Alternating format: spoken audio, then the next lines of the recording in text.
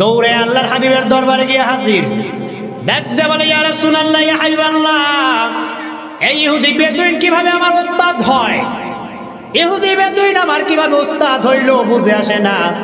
আল্লাহর হাবিব ডাক দিয়ে বলে, আলী আগে বিরক্ত হইও না, রাগ হইও না, ঘটনা কি বল, খুলিয়া বলো। আলী রাদিয়াল্লাহু তাআলা আনহু বলেন, আল্লাহর হাবিব, একদিন আমি ঘরে বসিয়া কোরআন পড়তেছিলাম, হঠাৎ জেরের জায়গায় জবরের জায়গায় জের দিয়ে তেলাওয়াত করছি। ইহুদি আমাকে ডাক দিয়ে বলে, ভাই জবর হবে, জের হবে না। তারপর সে চলিয়া গেছে। এখন অনেক দিন পরে চিঠি লিখিয়া পাঠাইছে, সে মৃত্যু শয্যায় শায়িত, অনেক কিছু খাইবার মনে চায়, টাকা নাই পয়সা নাই, তাই সাহায্য চাইছে যাতে আমি করে কিছু দেই। কিন্তু সে বলছে সে আমার ওস্তাদ, কিভাবে আমার ওস্তাদ হইল? আল্লাহর হাবিব ডাক দিয়া বলে, ভাই আলী রে, এই আলী, তোমার কি সেই দিনের কথা মনে আছে যেই দিন কাবুস কেল্লার দুর্গের দরজা নিয়ে তুমি জিহাদের ময়দানে যুদ্ধ করছিলা, খায়বারের যুদ্ধে? তোমার কি সেই দিনের কথা মনে আছে? তোমার সেই দিন আল্লাহ তাআলা কি পরিমাণ শক্তি দান করছিলেন? তুমি সেই শক্তি প্রয়োগ করিয়া কাবুস কেল্লার দুর্গর দরজা বাম হাতে নিয়ে, ডান হাতে না, বাম হাতে নিয়ে ঢাল হিসাবে ব্যবহার করিয়া তুমি যুদ্ধের ময়দানে যুদ্ধ করছো। এই আলী, তোমার কি সেই দিনের কথা মনে আছে? আলী ডাক দিয়া বলে, ইয়া রাসূলুল্লাহ, ইয়া হাবিবাল্লাহ, আমার মনে আছে। আল্লাহর হাবিব বলেন, আয় আলী, সেই দিন তোমাকে যেই পরিমাণ শক্তি দিছে, আল্লাহ তাআলা আজ যদি তোমাকে সেই পরিমাণ শক্তি দেয়, তোমার হাতে একটা তীর আর ধনুক দিয়া দেয়, এই তীর ধনুক তুমি সামনের দিকে নিক্ষেপ করবা, যত দূরে যায় উঠাইয়া পিছনের দিকে নিক্ষেপ করবা, যত দূরে যায়। এই আলী, উঠাইয়া ডানে নিক্ষেপ করবা, যত দূরে যায়, উঠাইয়া বামে নিক্ষেপ করবা, যত দূরে যায়, উঠাইয়া উপরের দিকে নিক্ষেপ করবা, যত দূরে যায়। বিরাট একটা বাউন্ডারি হয়ে গেল। এই বিরাট বাউন্ডারি তুমি যদি একটা গোডাউনে পরিণত করো, আর এই পুরা গোডাউনটা যদি তুমি খাঁটি পিওর স্বর্ণ দিয়া বোঝাই করো, আয় আলী, এই খাঁটি পিওর স্বর্ণ বোঝাই কিন্তু গোডাউন যদি ওই তুমি ইহুদি বেদুইনকে দান করিয়া দাও, তারপর তোমাকে যে জবর শিক্ষা দিছে তার হক আদায় হবে না। মা ইয়াতাযাক্কারুল আলবাব। وقال رسول الله صلى الله عليه وسلم: كن عالما أو متعلما أو مستمعا أو محبا، لا تكن بي خامسا لمن الخاسرين، أو كما قال عليه الصلاة والسلام.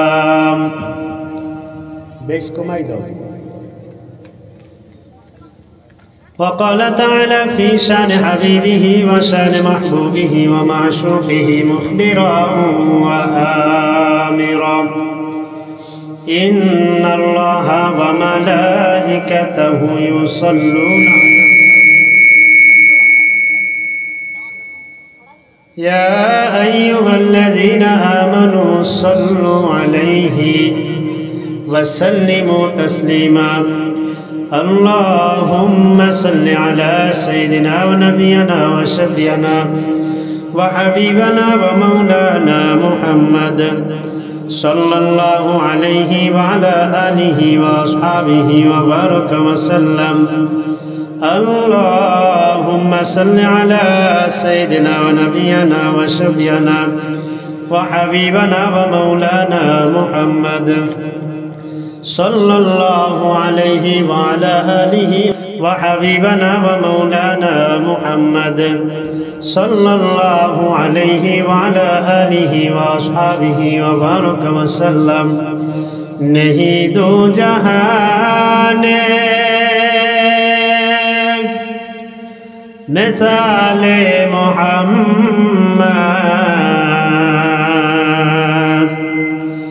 जमाले खुदाया कमाले मोहम्मद, बलगल उला बिकमालिही कशफत तुजा बिजमालिही, हसनत जमीउ खिसालिही सल्लु अलैहि व आलिहि. سبحانك لا علم لنا إلا ما علمتنا إنك أنت العليم الحكيم. রব্বি ইশরাহ লি সাদরি ওয়া ইয়াসসির লি আমরি ওয়াহলুল উকদাতাম মিন লিসানি ইয়াফকাহু কওলি। আল্লাহ পাক রব্বুল আলামিন বলেন, ওয়া আল্লামা আদামাল আসমাআ কুল্লাহা সুম্মা আরাদাহুম আলাল মালাইকা فقال أنبئوني بأسماء هؤلاء إن كنتم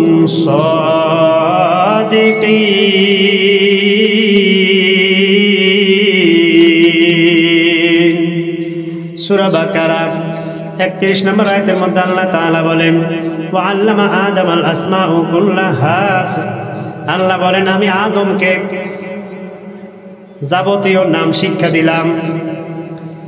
সুম্মা আরাদাহুম আলাল মালাইকাতু, এরপর ফেরেশতাদের সামনে সেই সমস্ত বস্তু উপস্থাপন করলাম। আল্লাহ তাআলা বলেন, ফাকালা আনবিউনি বিআসমাই হাউলাই, এই ফেরেশতারা তোমরা এই নামগুলা বলো, যদি ইন কুনতুম সাদিকিন, তোমরা সত্যবাদী হয়ে থাকো। মুফাসসির কেরাম আয়াতের ব্যাখ্যায় বলেন, আল্লাহ পাক রব্বুল আলামিন পয়গম্বর আদমকে যে খলিফা হিসেবে নিযুক্ত করবেন, এই কথা ঘোষণা করার পর ফেরেশতারা ডাক দিয়ে বলে, মালিক খলিফা নিযুক্ত করার কি দরকার? আপনার প্রতিনিধি আপনি দুনিয়াতে আগে পাঠাইছিলেন জিন জাতিকে, তারা গিয়া মারামারি কাটাকাটি বিভিন্নভাবে ফিতনা ফাসাদ সৃষ্টি করছে, তারা কি এত সুন্দর মতো জীবনযাপন করে নাই, তা আপনি আবার কিসের জন্য পুনরায় প্রতিনিধি পাঠাইবেন? আমরাই তো আপনার গুণকীর্তন করি, আমরাই তো আপনার ইবাদত বন্দি করি, কি দরকার? আল্লাহ পাক রব্বুল আলামিন যে ঘোষণা করছিলেন, ইন্নী আলামু মা লা তা'লামুন, এ ফেরেশতারা আমি আল্লাহ যা জানি তোমরা তা জানো না। আল্লাহ পাক রব্বুল আলামিন পয়গম্বর আদমকে বানাইয়া সব কিছুর নাম শিক্ষা দিলেন।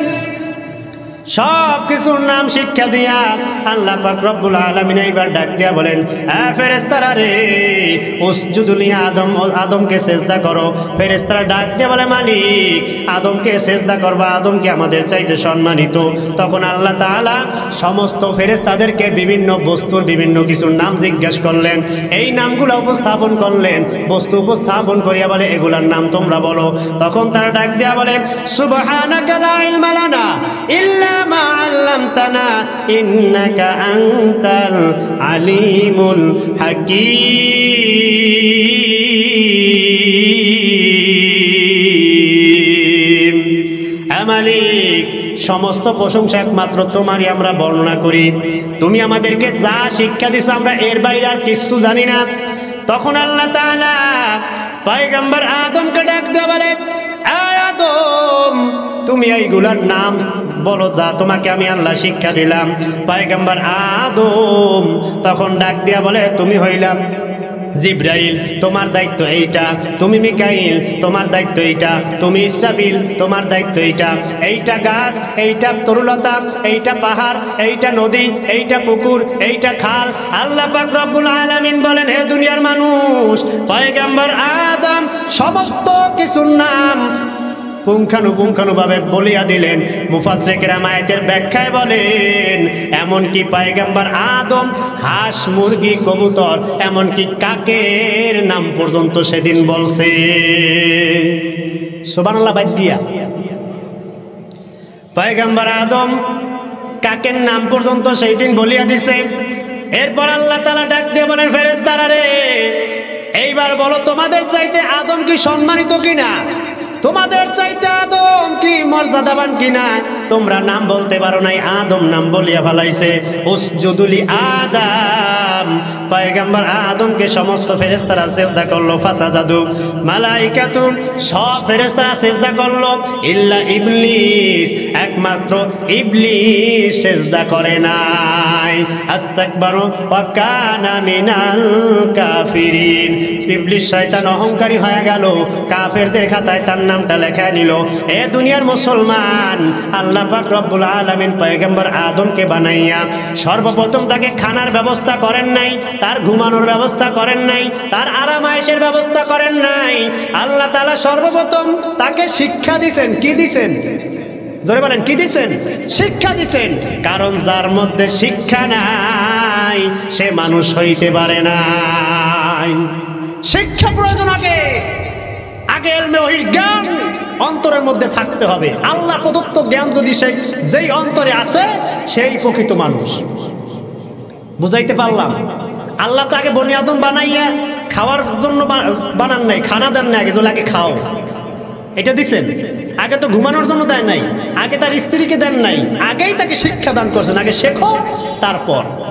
এ দুনিয়ার মুসলমান, আল্লাহ পাক রব্বুল আলামিন তাকে শিক্ষা দেওয়ার পর এইবার ডাক দিয়া বলেন, উসকুন আনতা ওয়া যাওজুকাল জান্নাহ ওয়া কুলা রাগাদান হাইযু শি'তুমা ফালা তাকরাবা হাযিহিশ শাজারা ফাতাকুনা মিনাল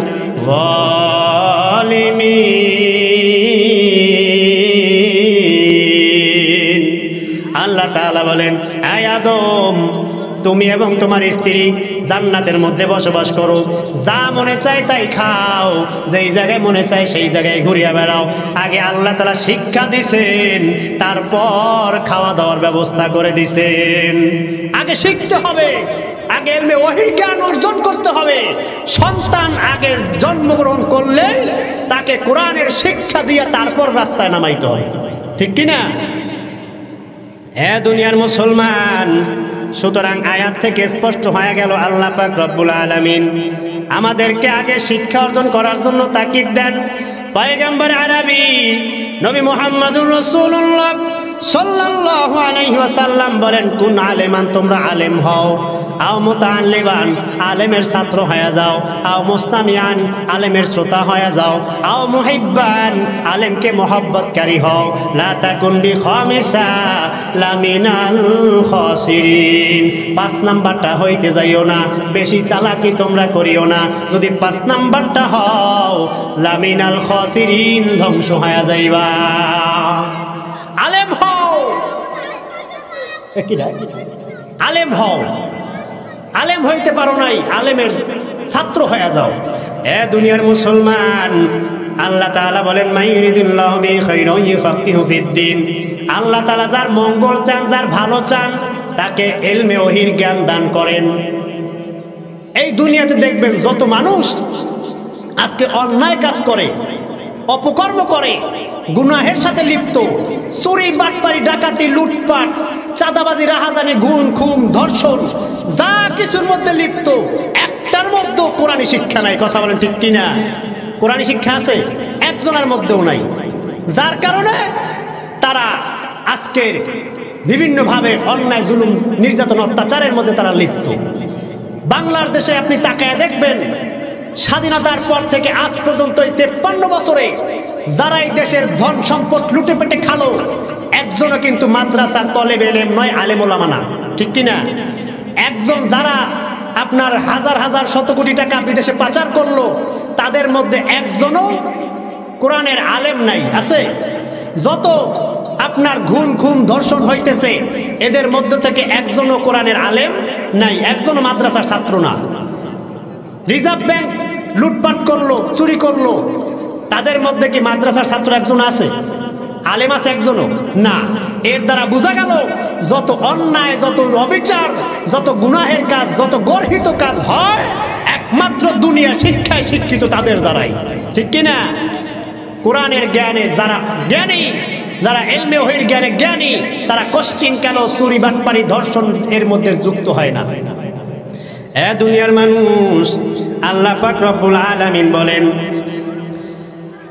আল্লাহ তাআলা বনি আদমকে বানাইয়ে আগে আল্লাহ তাআলা শিক্ষা দান করলেন, শিক্ষিত হও, যেই শিক্ষার দ্বারা তোমার রবের পরিচয় পাওয়া যায়, সৃষ্টির পরিচয় পাওয়া যায়, সেই শিক্ষা অর্জন করো। আল্লাহ তাআলা বলেন, ইকরা বিসমি রাব্বিকাল্লাযী খলাক, পড়ো তোমার প্রভুর নামে যিনি তোমাকে সৃষ্টি করছেন। ইলম ওহীর জ্ঞান, আগে প্রভুকে চেনো, প্রভুকে, স্রষ্টাকে, তোমাকে কে সৃষ্টি করছেন তার পরিচয় আগে জানো। আগে রবের পরিচয় জানতে হবে। রবের পরিচয় যার মধ্যে থাকবে, যার মধ্যে আল্লাহর ভয় থাকবে, সৃষ্টি সম্পর্কে যে জ্ঞান রাখবে, তার দ্বারা কোশ্চিন কালো গুনাহের কাজ হবে না, তার দ্বারা কোশ্চিন কালো চুরি ডাকাতি হবে না, তার দ্বারা কোশ্চিন কালেও লুটপাট রাহাজানি অন্যায় জুলুম নির্যাতন হবে না। ঠিক কিনা বলেন? সেজন্য আল্লাহ পাক রব্বুল আলামিন বলেন, কুল হাল ইয়াস্তাউইল্লাযীনা ইয়ালামুনা ওয়াল্লাযীনা লা ইয়ালামুন। হে দুনিয়ার ইমানদারেরা, যে ব্যক্তি জানে আর যে জানে না তারা কোশ্চিন কালেও এক সমান হইতে পারে না। সমান হইতে পারে? যে শিক্ষিত আর যে অশিক্ষিত দুইজন কি এক? দুইজন কোশ্চিন কালেও এক হইতে পারে না। মুফাসসিরে কেরাম আয়াতের ব্যাখ্যায় বলেন, এ দুনিয়ার ইমানদার বান্দা বান্দীরা, যে ব্যক্তি আল্লাহর ভালো মন্দ, আল্লাহ তাআলার সুখ শান্তি এবং আল্লাহ তাআলার আযাব গজব সম্পর্কে যার জ্ঞান আছে, আর যার মধ্যে আল্লাহর সুখ শান্তি আল্লাহর আযাব গজব সম্পর্কে জ্ঞান নাই, এই দুইটা মানুষ কোশ্চিন কালেও এক হইতে পারে না। কাফের মুশরিক আর ইমানদার কোশ্চিন কালেও এক হইতে পারে না। একজন শিক্ষিত ব্যক্তি আর একজন মূর্খ ব্যক্তি কোশ্চিন কালেও এক হইতে পারে না। আল্লাহ তাআলা বলেন কুল হাল ইয়াস্তাউইল্লাযীনা ইয়ালামুনা ওয়াল্লাযীনা লা ইয়ালামুন। যারা জানে আর যারা জানে না তারা কোশ্চিন কালেও এক না। এ দুনিয়ার ইমানদার, আল্লাহ পাক রব্বুল আলামিন বলেন, ইয়ারফাউল্লাহুল্লাযীনা আমানু মিনকুম ওয়াল্লাযীনা উতুল ইলমা দারাজাত ওয়াল্লাহু বিমা তা'মালুনা খবীর।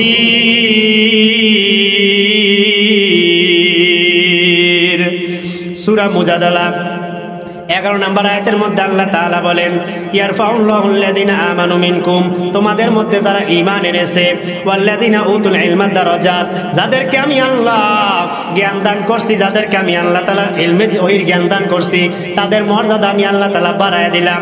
আল্লাহ বলেন, ওয়াল্লাহু বিমা তা'মালুনা খবীর। আল্লাহ বলেন, হে বান্দা বান্দীরা, তোমরা দুনিয়াতে বসিয়া যা কিছু করো না কেন, এই সব আমি আল্লাহ জানি। আল্লাহ জানে, জানে আল্লাহ। আমরা যে এই জায়গায় বসছি কোরআনের আলোচনা শোনার জন্য, আল্লাহ জানে।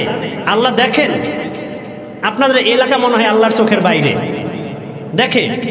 আল্লাহ তাআলা বলেন, হে দুনিয়ার মুসলমান ইমানদার বান্দা বান্দীরা, একজন অন্ধ মানুষ আর একজন চক্ষুওয়ালা মানুষ কোশ্চিন কালেও এক হইতে পারে না। একজন ইলমে ওহির জ্ঞান অর্জন করা মানুষ আর একজন দুনিয়ায় শিক্ষায় শিক্ষিত মানুষ কোশ্চিন কালেও এক হইতে পারে না। আল্লাহ তাআলা বলেন, ইন্নামা ইয়াখশাল্লাহা মিন ইবাদিহিল উলামা। এই দুনিয়াতে যত বান্দাবান্দি আমি বানাইলাম, যত বান্দাবান্দি আমি সৃষ্টি করলাম, তাদের মধ্যে আমি আল্লাহর ভয় করে যারা আলেম, তারা যাদের মধ্যে ওহির জ্ঞান আছে, তারা একমাত্র আমি আল্লাহকে ভয় করে। এছাড়া আর কেউ আমি আল্লাহকে ভয় করে না। এজন্য আল্লাহর হাবিব বলেন, কুন আলেমান, তোমরা আলেম হয়ে যাও, আও মুতাআল্লিমান, আলেমের ছাত্র হয়ে যাও। বলতে পারেন, হুজুর এই বুড়া বয়সে আবার ছাত্র হয় কেমন? এখন 60-70 বছর হয়ে গেছে, 50 বছর হয়ে গেছে, এখন কি ওই নাতির লগে যাই মক্তবে যাই ভর্তিও সম্ভব? কথা বোঝেন নাই? আর নাতির লগে যাই নুরানিতে যাই বসা সম্ভব? দেখতে কেমন দেখা যায়? এজন্য আল্লাহর হাবিব বলেন, টেনশন নাই, আও মুস্তামিআন, আলেমের শ্রোতা হয়ে যাও। আলেম যা বলে সে অনুযায়ী জীবন চালাও। আলেমকে মোহাব্বত করো, আও মুহিব্বান, আলেমকে মোহাব্বত করো। লা তাকুন বিখামিসা, 5 নাম্বারটা হইতে যাইও না, লামিনাল খাসিরিন, ধ্বংস হয়ে যাইবা। আল্লাহর হাবিব বলেন, কোন আলেমান, আলেম হয়ে যাও। আলেমের কত মর্যাদা, আজকে আমরা আলেমের মর্যাদা বুঝলাম না। পয়গম্বরের সাহাবী আলী, নাম শুনছেন? আল্লাহর হাবিবের সাহাবী আলী রাদিয়াল্লাহু তাআলা আনহু, তিনি একদিন বাড়িতে বসিয়া কোরআন কারীম তেলাওয়াত করতেছিলেন। হঠাৎ তার বাড়ির সামনে দিয়া একজন ইহুদি বেদুইন হাঁটিয়া যাইতেছে। আলী রাদিয়াল্লাহু তাআলা কোরআন তেলাওয়াত করতেছিলেন, এক জায়গায় জবরের জায়গায় জের তেলাওয়াত করলেন। ইহুদি বেদুইন, আরবের মানুষ আরবি ভাষাভাষী, আরবি ভাষা বোঝে। বাঙালি বাংলা ভাষা বোঝে না, ইংরেজি মানুষ ইংরেজি ভাষা বোঝে, ঠিক কিনা?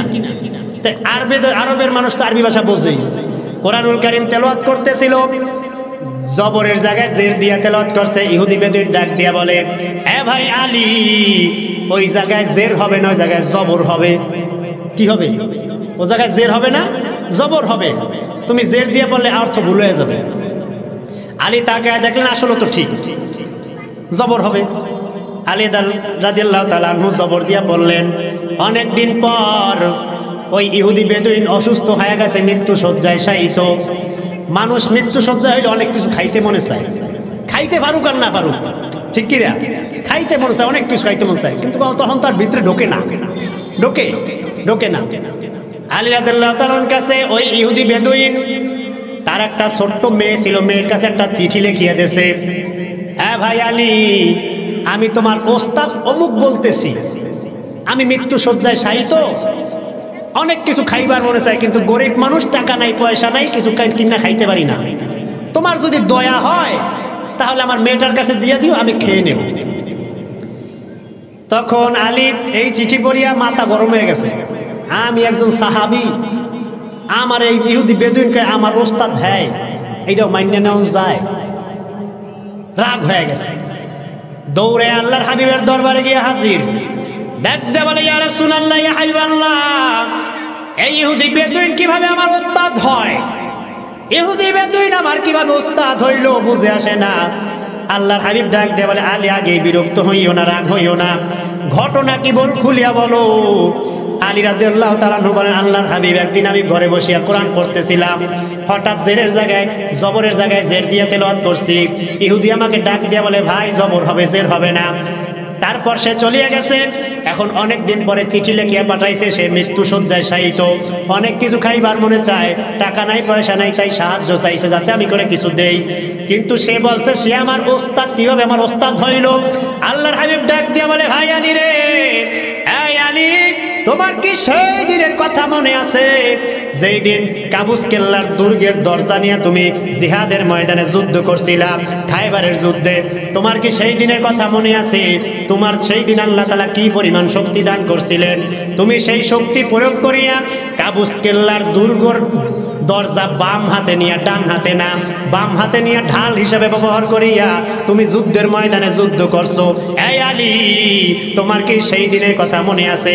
আলী ডাক দিয়া বলে, ইয়া রাসূলুল্লাহ, ইয়া হাবিবাল্লাহ, হ্যাঁ আমার মনে আছে। আল্লাহর হাবিব বলেন, আয় আলী, সেই দিন তোমাকে যেই পরিমাণ শক্তি দিছে, আল্লাহ তাআলা আজ যদি তোমাকে সেই পরিমাণ শক্তি দেয়, তোমার হাতে একটা তীর আর ধনুক দিয়া দেয়, এই তীর ধনুক তুমি সামনের দিকে নিক্ষেপ করবা, যত দূরে যায় উঠাইয়া পিছনের দিকে নিক্ষেপ করবা, যত দূরে যায়। এই আলী, উঠাইয়া ডানে নিক্ষেপ করবা, যত দূরে যায়, উঠাইয়া বামে নিক্ষেপ করবা, যত দূরে যায়, উঠাইয়া উপরের দিকে নিক্ষেপ করবা, যত দূরে যায়। বিরাট একটা বাউন্ডারি হয়ে গেল। এই বিরাট বাউন্ডারি তুমি যদি একটা গোডাউনে পরিণত করো, আর এই পুরা গোডাউনটা যদি তুমি খাঁটি পিওর স্বর্ণ দিয়া বোঝাই করো, আয় আলী, এই খাঁটি পিওর স্বর্ণ বোঝাই কিন্তু গোডাউন যদি ওই তুমি ইহুদি বেদুইনকে দান করিয়া দাও, তারপরও তোমাকে যে জবর শিক্ষা দিছে তার হক আদায় হবে না। এ দুনিয়ার বাবাজিরা, হে মুসলমান আল্লাহর বান্দার, একটু ভালো মতো বোঝো। আল্লাহর হাবিব বলেন, আলী, এই গোডাউন বোঝাই করা স্বর্ণ যদি তুমি বেদুইনকে দিয়া দাও, তারপরও তোমাকে জবর শিখাইছে, সেই হক আদায় হবে না। আজকে তোমার সন্তানটাকে মক্তবে পড়াইলা, নুরানি মাদ্রাসায় পড়াইলা, হাফিজি মাদ্রাসায় পড়াইলা, নাতিপুতিটাকে পড়াইলা, এই ওস্তাদের সাথে একটু বেয়াদবি হয়ে গেলে তুমি গোষ্ঠী শুদ্ধ সব নিয়ে মাদ্রাসায় হাজির হয়ে যাও, তোমার মতো কপাল পোড়া আর কেউ হইতে পারে না। কি হক আদায় করছো? ওস্তাদের কি হক আদায় করলা? আদায় করছি। ও মিয়া, ঘরে বসিয়া সন্তান শাসন করতে গেলে তো একটু উল্টা পাল্টা হয়, মাঝে মাঝে হয় না? একটু থাপ্পড় জোরে দিয়ে ফেলাই মাঝে মাঝে, হয় কি হয় না? রাগের মাথায় একটু হয় না? তো ওস্তাদ একটু জোরে থাপ্পড় দিলে একেবারে গোষ্ঠী শুদ্ধ নেতা ফেতা খেতা যা আছে সব লইয়া মাদ্রাসা ঘেরাও করো। আছে না নাই? আছে না নাই? কেমন তুমি ওস্তাদের মর্যাদা দিলা? তোমার শরীরের রক্ত সব বেঁচিয়েও যদি দাও, তারপরও তো ওস্তাদের হক আদায় হবে না। হবে? আলী রাদিয়াল্লাহু তাআলা আনহুকে আল্লাহর হাবিব বলেন, এই খাঁটি পিওর স্বর্ণ বোঝাই করা গোডাউন সব যদি তুমি তাকে দিয়া দাও, তারপরও একটা জবর শিক্ষা দিয়েছে, তার হক তুমি আদায় করতে পারবা না। এরে কপাল পোড়া মুসলমান, মুসলমান, আজকে আমরা সেই আলেমের মর্যাদা বুঝতে পারলাম না, ঠিক কিনা? বুঝতে পারছি। এই জন্য আল্লাহর হাবিব বলেন কুন আলেমান, আলেম হয়ে যাও। পারো নাই, আও মুতাআল্লিমান, আলেমের ছাত্র হয়ে যাও। আলেমের কি হও? ছাত্র হও, ছাত্রের খাতায় নাম লেখাও। আল্লাহর হাবিব পয়গম্বরে আরবি নবী মুহাম্মদুর রাসূলুল্লাহ সাল্লাল্লাহু আলাইহি সাল্লাম তালেবে ইলমের কি যে মর্যাদা, কি সম্মান আল্লাহ তাআলা আল্লাহর হাবিব সাল্লাল্লাহু আলাইহি সাল্লাম বলেন, আল্লাহর হাবিব বলেন একজন তালেবে ইলমের কি মর্যাদা। আল্লাহর হাবিব জানায় দেন, হে উম্মতের দল, একজন তালেবে ইলম যখন ঘর থেকে বের হয় ইলমে দ্বীন অর্জন করার জন্য, সে কোনো পথ অবলম্বন করলো, আল্লাহ তাআলা তাকে জান্নাতের পথ সমূহের মধ্যে একটা পথ আগায়া দিল। সুবহানাল্লাহ। বাইজ্জায়া কোন পথ যদি অবলম্বন করে ইলমে দ্বীন অর্জন করার জন্য, তাহলে একটা জান্নাতের পথের মধ্যে একটা পথ অগ্রসর হয়ে গেল।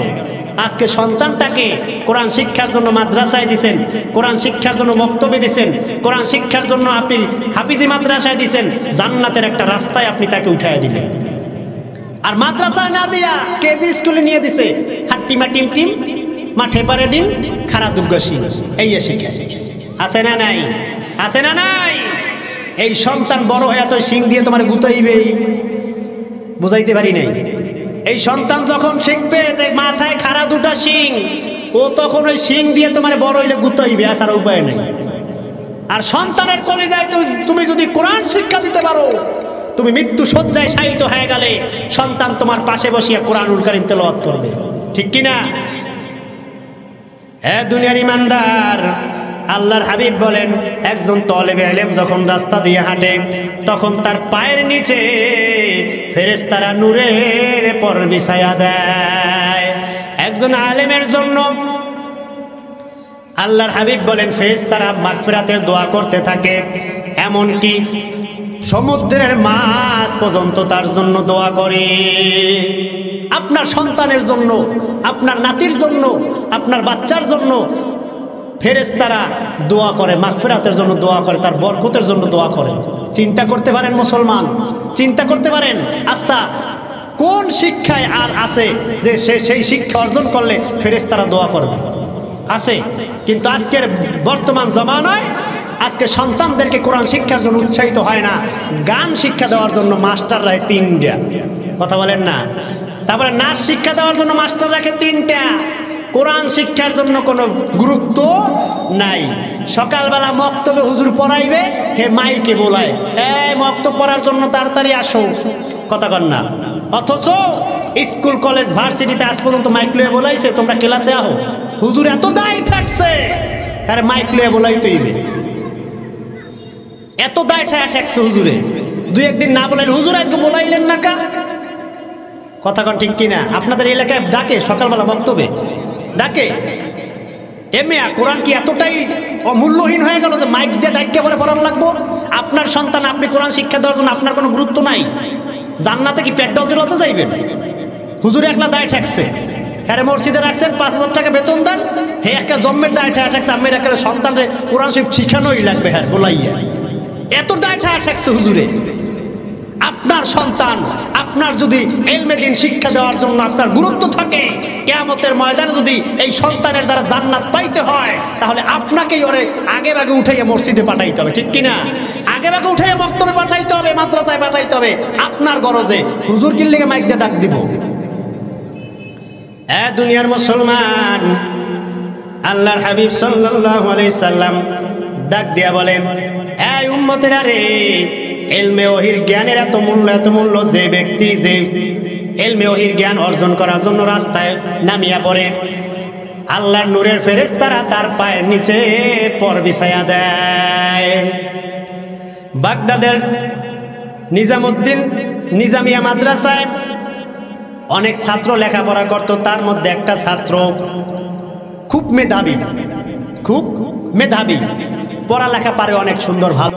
তখন ওই ছাত্র প্রতিদিন ক্লাসে সবার শেষে আসে। কখন আসে? শেষে। আইসা পিছনে বসে। ভালো ছাত্র যদি ক্লাসের পিছে বসে, তখন ওস্তাদরে পড়াইয়া মজা লাগে না, কারণ সামনের বেঞ্চে যদি ভালো ছাত্র বসে তখন পড়াই একটু মজা পাওয়া যায়। তখন ওই ওস্তাদ ডাক দিয়ে বলে, এই বাবা তুমি প্রতিদিন আসিয়া পিছনে বসো, সবার লাস্টে আসো ক্লাসে, ব্যাপারটা কি? তুমি এত ভালো ছাত্র, তুমি আগে আগে আসবা, আইসা সামনে বসবা। ঠিক আছে হুজুর, আগামী দিন থেকে ইনশাল্লাহ আইসা সামনে বসবে। প্রতিদিন হুজুরের সাথে ওয়াদা করে, কিন্তু প্রতিদিন তার আসতে লেট হয়ে যায়। সে আসিয়া সবার বেঞ্চের পিছনের বেঞ্চে বসে।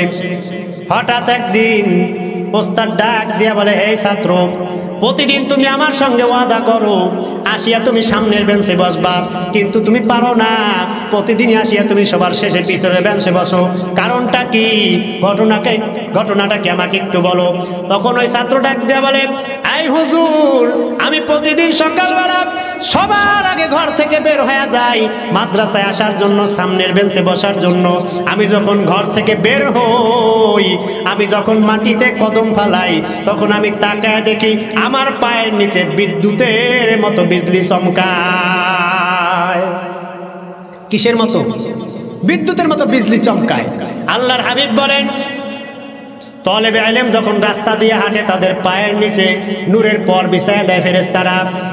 তখন ওই ছাত্র যখন হাঁটতো, ছাত্রের পাড়ার নিচে, পায়ের নিচে ফেরেশতাদের নূরের পরের উপর পাড়া পড়লেই বিজলির মতো চমকায় উঠতো।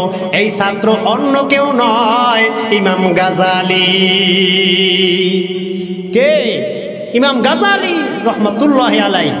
আজকে তো ইমাম গাজালির মতো ছাত্রও নাই, আর সেরকম ওস্তাদও এখন পাওয়া বড় মুশকিল। আজকে ছাত্র সব হচ্ছে বেয়াদব মার্কা। বাপ মাই বেয়াদব, ছাত্র আর কদ্দুর ভালো হইবে। এমে হারাম খাওয়াইয়া, হারাম উপার্জন করিয়া, সেই ছেলে সন্তানকে হারাম খাওয়াইয়া আমি একটা বাইজিদ বোস্তামি বানাইয়া লাইবেন, ইমাম গাজালি বানাইয়া লাইবেন? এত সোজা? হ্যাঁ, এত সোজা? কোশ্চিন কালেও না। সুতরাং হালাল উপার্জন করতে হবে, হালাল খাইতে হবে, সন্তানটাকে হালাল খাওয়াইতে হবে। হারাম দিয়া কোশ্চিন কালেও এলমে দিন অর্জন হবে না। আজ পর্যন্ত একটু দেখাইতে পারছেন যারা সুদখোর, হ্যাঁ গো পোলাপান হাফেজ হইছে? দেখাইতে পারবেন? আমার জীবন আমি দেখি না, আমার বয়স এই পর্যন্ত। একটা ঘুষখোর, তার পোলা মুক্তি হইছে? দেখাইতে পারবেন? না। বদলা দিয়া খায়, রোজ আনে রোজ খায়, ভ্যান চালায় খায়, কৃষক শ্রমিক, তার ছেলে হাফেজ হইছে, মাওলানা হইছে, মুক্তি হইছে। হাজারো প্রমাণ আছে। হাল চাষ করিয়া খায়, ভ্যান চালায় খায়, অটো চালায় খায়, মানুষের বাড়িতে দিনমজুরি কাজ করে, তার সন্তান হাফেজ হইছে, আলেম হইছে। কিন্তু সুদখোর, ঘুষখোর, তার ছেলে সন্তান কোশ্চিন কেন আলেম হয় না, হাফেজ হয় না, ইতিহাস নাই। এ দুনিয়ার মুসলমান, সেজন্য আল্লাহর হাবিব বলেন, কোন আলেমান, আলেম হয়ে যাও, আও মুতাআল্লিমান, আলেমের ছাত্র হয়ে যাও, আও মুস্তামিআন, আলেমের শ্রোতা হয়। আলেম যা বলে সে অনুযায়ী আমল করো, এই যে আপনার আলেমের শ্রোতা হয়েছে। আজকে এখান থেকে কোরআন হাদিসের বয়ান হবে, আপনি শুনবেন, সে অনুযায়ী আমল করবেন, আলেমের শ্রোতা হও। আও মুহিব্বান, আলেমকে মহাব্বত করো। আজকে আমরা আলেমকে মহাব্বত করি না, বরঞ্চ আলেমদের বিরুদ্ধে লাগতে পারলে ভালো লাগে। কেমনে হুজুরের দোষ ধরা যায়? হুজুর দিস বড় কাইদে, ব্যাপারটা কি? দাওয়াত আছে নাই? বোঝেন নাই? হুজুর একটু আস্তে আড়ে খাইছে মনে হয় জম্মের খাওয়া। হুজুরের জামাটা ইস্তারি করা থাকবে, দেখছো বাপসাপ কি কথা, বোঝেন নাই? কয় কি কয় না? হুজুর মোড়ে সহ্যই হয় না। আছে না এক শ্রেণীর? আছে না? আলেম ওলামা সহ্য হয় না। সুতরাং আসুন সন্তানটাকে আলেম বানাই। নিজে তো আলেম হইতে পারি নাই, কিয়ামতের ময়দানে যাতে করে সন্তানটাকে আলেম বানাইয়া আলেমের পিতা হিসেবে কিয়ামতের ময়দানে দাঁড়াইতে পারি। কারণ কিয়ামতের ময়দানে আজকে স্টেজ থেকে হাফেজদের পাগড়ি দেওয়া হবে, তাদের সম্মান। কিয়ামতের ময়দানেও তাদের সহ তাদের পিতামাতাদেরকেও আল্লাহ তাআলা নূরের টুপি পরাবেন। সুতরাং আপনিও আমিও যাতে করে একজন আলেমের পিতা হইতে পারি, একজন আলেমের পিতা হইতে পারি, একজন হাফেজের পিতা হইতে পারি, সেই চেষ্টা আমাদের সকলের থাকা উচিত। আসুন আমরা সকলেই ইলমে দ্বীন অর্জন করি। কারণ এই দুনিয়াতে আল্লাহ তাআলা পাঠাইছেন তার গোলামির জন্য। ইলমে ওহী যদি জ্ঞান অর্জন না করি, কি আমল করব? কি আমল করব? সুতরাং ইলমে ওহীর জ্ঞান অর্জন করি, তবেই প্রকৃত মানুষ হতে পারবো। দুনিয়ার পরীক্ষায় পাশ করাবার জন্য আমরা কত ব্যস্ত না? পরীক্ষায় এক সাবজেক্ট যদি খারাপ করে, তাকে মায়ের দৌড় রাগ, কত আমরা করি। একটা সাবজেক্ট ফেল করলে 3টে মাস্টার দেই তার প্রাইভেট, কিন্তু আখিরাতের পরীক্ষায় পাশ করার জন্য আমরা মোটেও চেষ্টা করি না। চেষ্টা করি আখিরাতে নাজাত পাওয়ার জন্য, সন্তান যাতে করে কোরআনের লাইনে চলে, সন্তান যাতে করে দ্বীনের পথে চলে, রসুলের আদর্শ অনুযায়ী জীবন চলে, ইসলামের পথে চলে, সেই জন্য আমরা মোটেও কোনো ভ্রুক্ষেপ নেই না। আমাদের সেই দিকে নেওয়া উচিত, তবেই আমাদের সন্তানগুলো সুসন্তান হিসাবে গঠন হবে। আল্লাহ আমাদের সকলকে আলেম হওয়ার, আলেমের পিতা হওয়ার এবং আলেমের শ্রোতা হইয়া, আলেমকে মহব্বতকারী হইয়া অন্ধকার কবরে যাওয়ার তৌফিক দান করুক।